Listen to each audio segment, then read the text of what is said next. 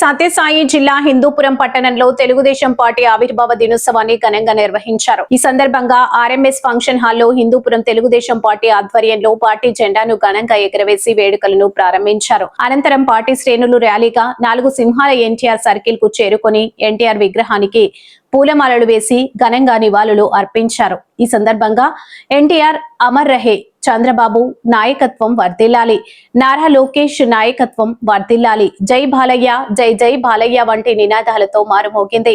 Party కార్యకర్తల ఉత్సాహం ప్రత్యేకంగా ఆకట్టుకుంది. అనంతరం సుగూర్ సర్కిల్లోని ఎన్టీఆర్ విగ్రహానికి పూలమాలలు సమర్పించి ఆయన సేవలను స్మరించుకున్నారు. తదుపరి వాల్మీకి సర్కిల్లో ఏర్పాటు చేసిన కార్యక్రమంలో తెలుగుదేశం పార్టీ ఆవిర్భావ దినోత్సవ కేక్ ను కట్ చేసి కార్యకర్తలకు మిఠాయిలు పంపిణీ చేశారు.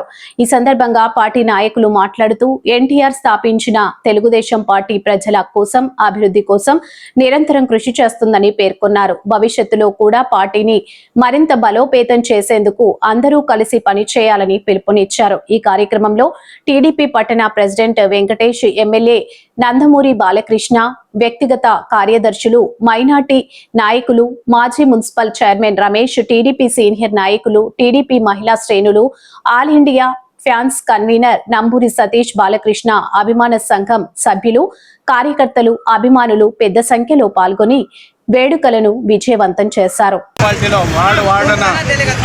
వార్డులోనూ కూడా జెండా ఆవిష్కరించి ప్రతి వార్డుకు కూడా మా నాయకులందరూ ప్రతి వార్డులకు జెండా ఆవిష్కరించి ఆవిర్భావ దిన శుభాకాంక్షలు శుభాకాంక్షలు తెలియజేసుకుంటూ అందరికీ మా పార్టీ నాయకులు, కార్యకర్తలు, అందరికీ మా శుభాకాంక్షలు తెలియజేస్తున్నాము.